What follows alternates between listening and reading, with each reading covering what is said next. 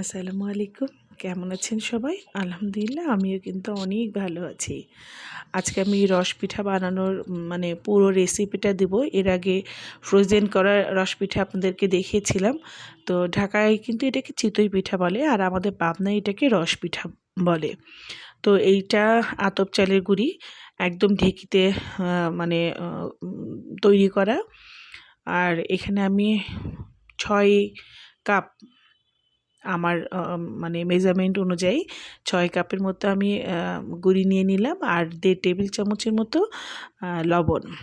আর এখানে পানিটা একটা আঙ্গুল ডুবিয়ে রাখলে যেটা আমরা সহ্য করতে পারি সেই রকম করে আমি গরম পানি করে নিয়েছি, আর ওই গরম পানিটাই ব্যবহার করছি। তো আমি খুব ভালো করে এটাকে মিক্স করে নিচ্ছি। নিয়ে আমি 10 মিনিটের জন্য একটু রেস্টে রেখে দেব। আর খুব ভালো করে ঘোটা দিব যেন ওই চালের গুঁড়ির গুঁড়া ভাবটা না থাকে, মিহি হয়ে যায়। আর এখানে বাবার বাসায় কাঠের চুলায় রান্না করব। এই চুলাটা কিন্তু সিমেন্ট দিয়ে তৈরি করা, চাচু কিনে এনেছে। তো আমি এই চুলাতেই রান্না করব। আর আমার আমাদের হেল্পিং হ্যান্ড আমাকে চুলাটা খুব ভালো করে ধরিয়ে দিচ্ছে, আগুন জ্বালিয়ে দিচ্ছে। তো আমি এটাও ভিডিও করেছি যে একটা চুলা আগুনে জ্বালাতেও কিন্তু অনেক কষ্ট হয়, কিন্তু ওরা কত সহজেই এটা জ্বালিয়ে দিচ্ছে। আমি হলে হয়তো এত তাড়াতাড়ি পারতাম না। তো আমাকে খুব ভালো করে উনি চুলাটা জ্বালিয়ে দিলেন, আর মাঝে মাঝে বলে গেলেন যে এই খড়িটা আমাকে দিতে হবে।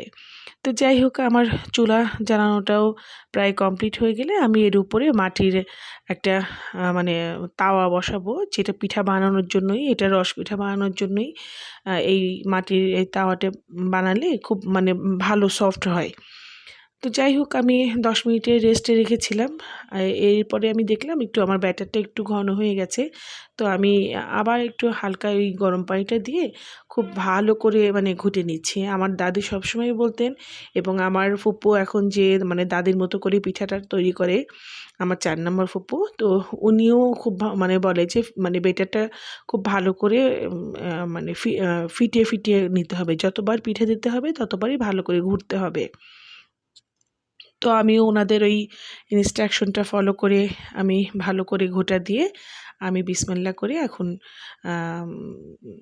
দিয়ে দিব পিঠাটা। ফার্স্ট অভিজ্ঞতা, যে সব কিছু নিজেই করেছি। আমার চারপাশে কিন্তু বোনরা আছে, খালামণি আছে, সবাই দেখছে এবং আমাকে খুব উৎসাহিত করছে। তো এইটা প্রায় 3-3.5 মিনিট পর আমি দেখলাম যে আমার ফার্স্ট পিঠাটাই এত ভালো হয়েছে, খুব মাশাআল্লাহ, খুব সুন্দর ফুলে উঠেছে। তো আমি আবার সেকেন্ড আরেকটা দিয়ে দিলাম। আমার দাদি ফুপু দুজনই বলতেন যে এরকম জালি জালি হবে, আর ভিতরের এই কোষটা এরকম হলেই পিঠাটা একদম তুলতুলে নরম ভিজে যাবে। তো আমারটা কিন্তু ওই রকমই হয়ে গেছে। আমার তো মনটা খুব খুশি হয়ে গেল। আর এই যে আমি আবার দিয়েছি, কত সহজেই উঠে যাচ্ছে। আর জালটাও কিন্তু মাটির চুলাতে জালটাও কিন্তু খুব ভালো করে দিতে হয়। তো আমার এই পিঠা বানানোর রেসিপিটা যদি আপনাদের ভালো লেগে থাকে অবশ্যই লাইক, কমেন্ট, শেয়ার করবেন। আর আমি এভাবে করি। এখানে 4 কেজি দুধ নিয়েছি, এর ভিতরে দিয়ে দিয়েছি। আল্লাহ হাফেজ।